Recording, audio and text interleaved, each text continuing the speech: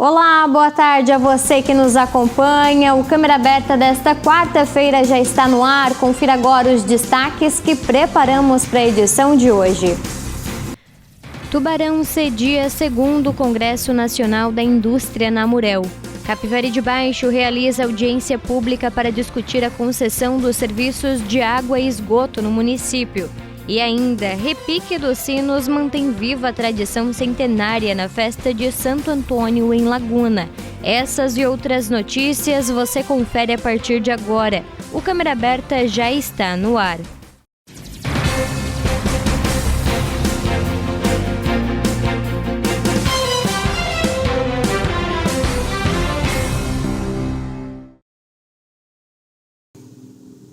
Nós iniciamos o Câmera Aberta de hoje falando do Congresso Nacional da Indústria na Murel, que está sendo realizado aqui em Tubarão. Nesta segunda edição, o evento realizado pela Fundação Inoversa Sul reúne especialistas, empresários, pesquisadores e profissionais do setor para debater temas estratégicos. Além das palestras, a programação também conta com a apresentação de estudos científicos e momentos de troca de experiências entre os participantes. O Salão Nobre da Fundação Inoversa Sul é palco nesta quarta-feira de mais uma edição do Congresso Nacional da Indústria. A programação começou pela manhã e segue ao longo de todo o dia com palestras, painéis temáticos, apresentação de estudos e momentos de networking. A proposta é promover o debate sobre os principais desafios e oportunidades da indústria catarinense e brasileira, reunindo representantes de vários setores da economia. E nós entendemos que é uma ação estratégica, né? A Fundação Inoversa Sul tem que se posicionar no mercado regional e nós entendemos que para motivar e impulsionar o ecossistema, nós temos que cumprir a nossa finalidade estatutária. Além de que temos um braço operacional na área de consultoria e assessoria e por conta disso também devemos gerar esse movimento para impulsionar o mercado empresarial e industrial da região. Todos devem imaginar quanto é difícil promover um evento nacional. No interior do Brasil, numa região que não tem tradição de promoção de eventos, e numa localidade econômica que carece de impulsionamento.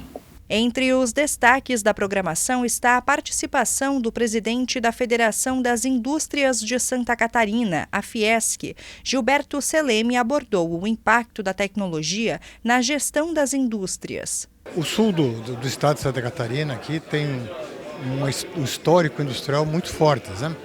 E eu vim hoje aqui para mostrar o que a Fiesc pode apoiar nesses eventos. O que é Fiesc, o que é SESI, o que é Senai. Porque a gente estando lá dentro não conhece direito. Nós temos 12 mil funcionários, desses 12 mil colaboradores, nós temos 3.500 professores, nós temos do maternal até a pós-graduação. Então, o industrial tem que saber a ferramenta que ele tem, o apoio que ele tem institucional da Fiesc para o seu desenvolvimento. Porque às vezes o industrial ele quer tocar o negócio dele, mas tem que ter alguém que apoie. E a Fiesc está aqui para apoiar o desenvolvimento, principalmente da indústria do sul de Santa Catarina. O evento também conta com a participação de representantes do poder público e de entidades ligadas ao desenvolvimento econômico. Importante para Tubarão, a gente recebe com grande alegria esse segundo congresso, que vai com certeza direcionar o futuro, né? De como a indústria vai ficar, porque a gente entende que a reforma tributária vai ter um impacto enorme, principalmente nas prefeituras, principalmente nas arrecadações, e estarmos aqui como secretário, como prefeitura, né, representando o poder municipal, é importante para que a gente possa também traçar algumas metas, né, para 2027. A gente já participou, agora, semana passada, a gente teve num evento também em Florianópolis, lá no Costão do Santinho, que falava-se muito também sobre a questão tributária, e aí o futuro do serviço, da indústria, do comércio, e quem vai arrecadar, quem vai perder, e de que forma a gente tem que planejar os nossos municípios, né?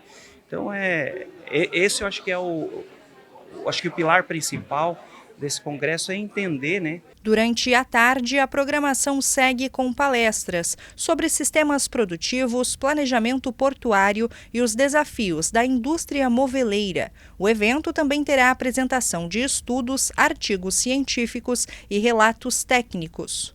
À tarde, a gente vai ter a primeira palestra com o Daniel Lacerda, que vai falar sobre engenharia da produção, que é uma engenharia bastante coringa.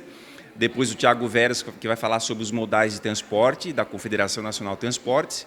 E aí nós fechamos ao final do dia com o Rogério Rigol, que vai trazer informações do mercado moveleiro, tanto do mercado nacional quanto do mercado internacional.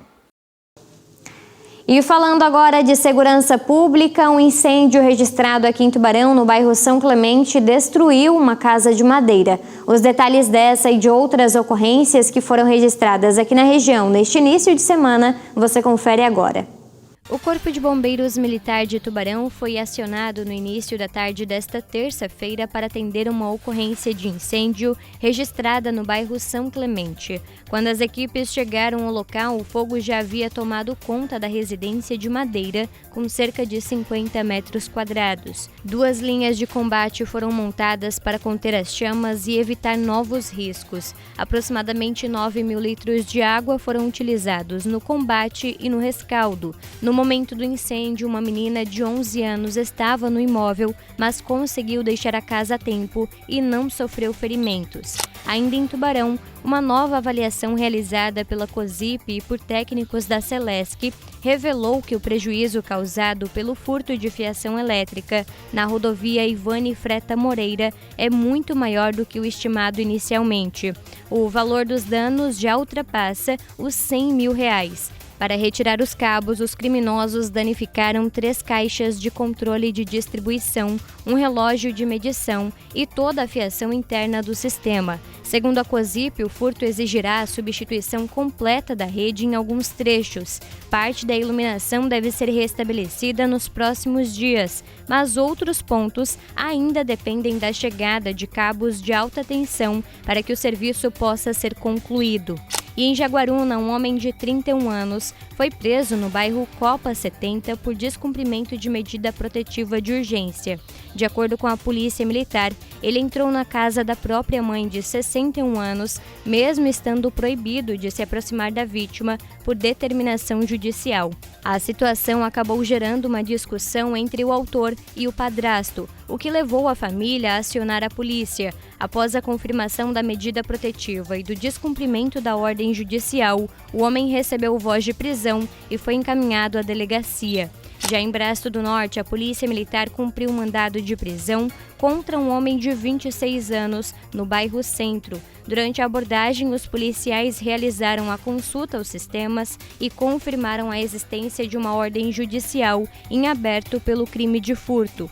Após ser informado sobre o mandado, o homem foi preso e encaminhado ao Presídio Regional de Tubarão, onde permanece à disposição da Justiça.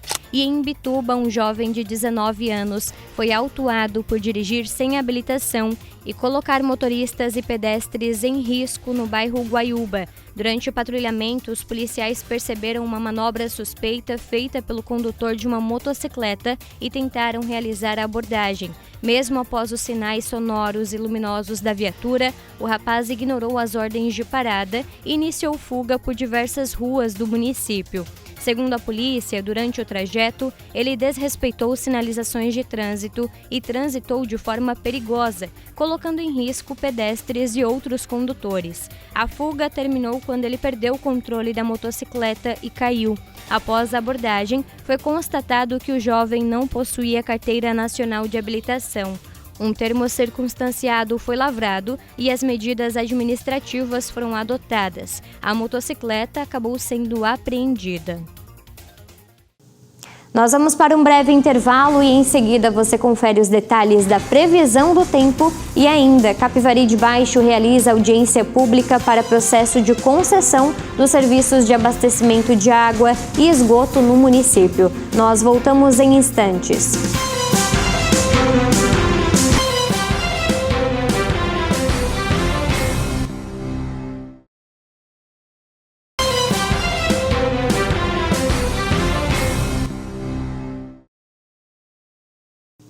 Estamos de volta com câmera aberta e agora vamos conferir os detalhes da previsão do tempo aqui para nossa região.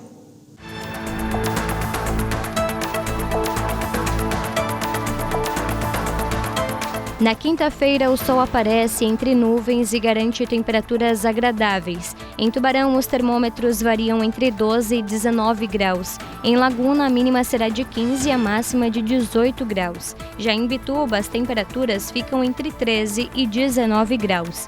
Em Gravatal, a previsão indica mínima de 12 e máxima de 20 graus, a maior da região. Em Jaguaruna, os termômetros marcam entre 15 e 18 graus. Já em Pescaria Brava, a temperatura varia de 12 a 19 graus. Na sexta-feira, o tempo muda e a chuva volta a ganhar força. Em Tubarão, a mínima será de 13 e a máxima de 18 graus. Laguna terá temperaturas entre 16 e 18 graus, enquanto em Bituba varia de 13 a 18 graus. Em Gravatal, os termômetros ficam entre 12 e 17 graus. Jaguaruna registra mínima de 16 e máxima de 17 graus. Já em Pescaria Brava, a temperatura varia entre 13 e 18 graus.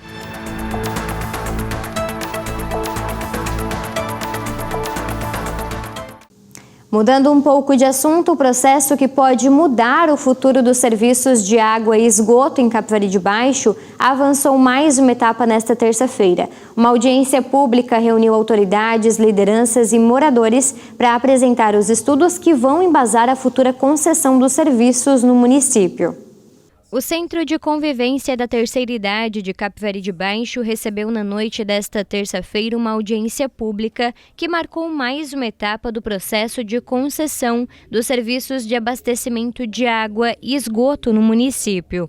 Durante o encontro, técnicos da Fundação Inoversa Sul apresentaram à comunidade os estudos que estão sendo desenvolvidos para estruturar o futuro modelo de concessão dos serviços. A fundação foi contratada pela Prefeitura em 2025 para realizar análises técnicas, econômicas e jurídicas necessárias para a elaboração do projeto. Entre os pontos apresentados está a atualização do Plano Municipal de Saneamento, que havia sido revisado pela última vez em 2019.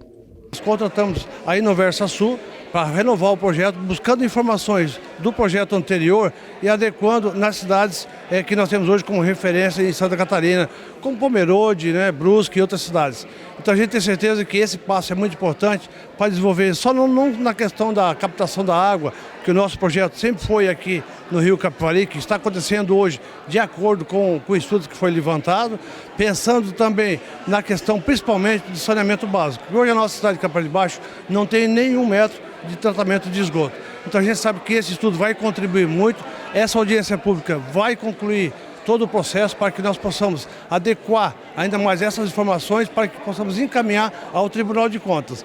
E assim que isso acontecer, nós estaremos com o nosso objetivo hoje, além do estudo que nós fizemos, é que possamos fazer na B3, que é a Bolsa de Valores do Brasil, onde nós vamos fazer um pregão a nível nacional. A audiência também serviu como espaço para esclarecer dúvidas e ouvir sugestões da população, reforçando a transparência do processo. Agora, as contribuições recebidas durante a consulta e a audiência pública serão analisadas. Na sequência, toda a documentação será encaminhada ao Tribunal de Contas de Santa Catarina para avaliação. Somente após a conclusão dessas etapas é que o município poderá dar início ao processo licitatório para a escolha da futura concessionária responsável pelos serviços de água e esgoto em Capivari de Baixo. A gente está indo para a quinta fase de 6 e essa é uma audiência que ela não é uma obrigação, mas faz parte do processo até para dar participação pública. Nós fizemos todo o diagnóstico e as fases subsequentes para fazer o levantamento geral. Agora estamos na fase de qualificação do estudo e automaticamente depois ele vai ser submetido ao Tribunal de Contas para que seja validado e efetivamente colocado para as últimas fases, que é dar evidência ao edital e à legislação. A vereança pode avaliar, pode ter acesso, pode estudar sem problema nenhum, mas a qualificação final do processo, até para que seja transparente, tenha uma governança majoritária e mais robusta é exatamente a submissão ao Tribunal de Contas e depois esse encaminhamento final para aí sim o Poder Executivo dar os devidos encaminhamentos para o edital.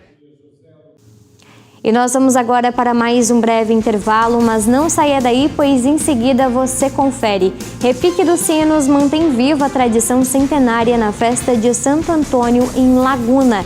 O Câmera Aberta volta já.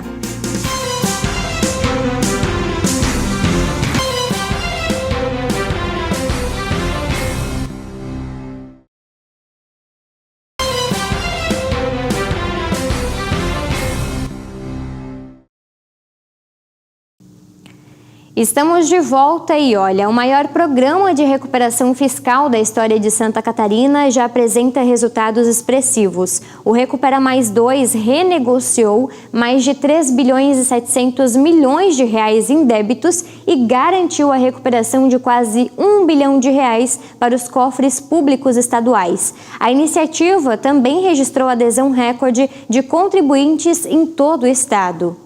O Recupera Mais 2 superou todas as nossas expectativas. Em pouco mais de 2 meses de programa, o governo do estado renegociou 3,7 bilhões de reais em impostos atrasados. Esse resultado é mais de 20% superior ao registrado na primeira edição do Recupera Mais, realizado em 2024. O dado mais importante é que quase 1 bilhão de reais em ICMS, TCMD e PVA já voltou para os cofres públicos. Nós estamos falando de impostos atrasados que, em muitos casos, já estavam inscritos em dívida ativa e havia pouca chance de recuperação. Com os descontos concedidos sobre multas e juros, o governo do estado, em parceria com a Assembleia Legislativa, criou uma oportunidade para que as famílias e as empresas colocassem suas contas em dia. Este é um dinheiro que retorna para o estado e garante investimentos em obras e serviços para a população. Vale lembrar que o prazo para a renegociação de débitos atrasados de ICMS e TCMD terminou no último dia 29 de maio, mas o Recupera Mais 2 continua até setembro para quem está devendo o IPVA, com desconto de até 80% sobre multa e juros. E mudando de assunto novamente, Laguna vive mais uma edição da tradicional festa de Santo Antônio dos Anjos, padroeiro da cidade. Entre as celebrações religiosas, uma tradição centenária ainda vive: o repique dos sinos da Igreja Matriz, um costume herdado aí de Portugal e que atravessa gerações e anuncia a fé do povo lagunense. Os sons que ecoam da torre da Igreja Matriz Santo Antônio dos Anjos atravessam séculos de história. No centro histórico de Laguna, o tradicional repique dos sinos é mais do que uma sequência de badaladas. É uma manifestação de fé, cultura e identidade que passa de geração em geração. Entre os responsáveis por manter viva essa tradição está a Raíssa, que aprendeu a arte de repicar e foi a primeira mulher a levar adiante o costume centenário. Eu comecei após a pandemia e quando eu fui chamada para repicar, eu lembro que eu peguei 2 martelinhos numa madeirinha e fui pegando o repique. O conhecimento foi transmitido por quem dedica anos à preservação dessa herança cultural. Danilo está entre os repicadores que mantêm o processo de ensino para que novos integrantes possam dar continuidade aos toques que marcam as celebrações religiosas de Laguna. O repique do sino, ele já acompanha a festa desde a sua existência, né? E eu comecei a fazer parte dessa cultura, repicando os sinos, assim quando já era sacristão da igreja, coroinha. Lá pelos meus 7, 8, 9, 10 anos, né? Enfim, então, e nós acompanhávamos as missas como coroinha, desde a primeira vez a gente escutou o repique do sino. E até um dia por curiosidade, a gente via aqueles 2 senhores subir as torres da igreja, né? E a gente curiosamente acompanhou e ficamos aqui ouvindo lá de baixo. O repique do sino era feito na época ao meio-dia, às 4 da tarde, às 18 horas e às 19 horas antes de iniciar as trezenas, né? E assim foi feito. No decorrer do tempo, ele nunca ficou sem ser feito, né? Saímos para estudar, fomos morar em outra cidade e sempre teve alguém para substituir. E o nosso objetivo era sempre fazer com quem sempre dá continuidade, ensinando alguém, né?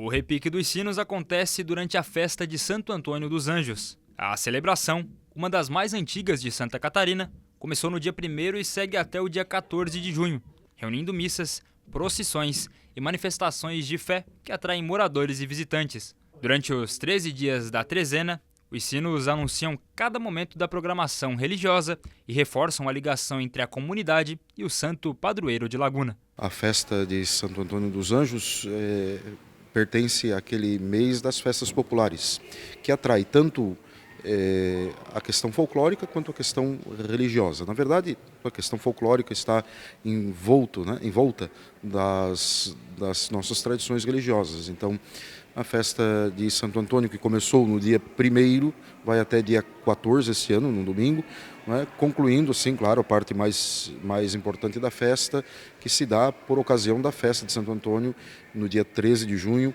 em que, então, muitos fiéis de todos os cantos acorrem para celebrar este glorioso santo. E é aqui também, na Igreja Matriz, que os devotos costumam vir e bater na porta do templo para pedir um amor verdadeiro ou abençoar a relação que já existe. Santo Antônio é invocado como o santo do mundo inteiro, de muitas causas, né? Também relacionado a esta questão popular sobre o fato de ser casamenteiro, dado a 2 ou 3 milagres que teria feito, não é, em torno do fato de ter tanto mantido em pé casamentos que estavam por ruir, como ter conseguiu com que jovens, né, alcançassem um bom matrimônio, não necessariamente um casamento, mas um bom casamento, ou um santo casamento, que aos olhos humanos poderiam ter começado e, consequentemente, terminado muito mal, não é, pelos conselhos do santo, pela vida de santidade com que ele invocava os jovens a viverem. Então, alcançaram e tiveram um bom êxito no seu casamento. E nós ficamos por aqui. Outras notícias você confere no Câmera Aberta à Noite, mas você também pode rever esta edição do Câmera Aberta e as nossas reportagens completas no canal do YouTube, @UniTVSC. Nos acompanhe também pelas nossas redes sociais e fique muito bem informado pelo nosso portal unitv.com.br. Continue assistindo a nossa programação. Muito obrigada pela sua companhia, uma boa tarde e até mais.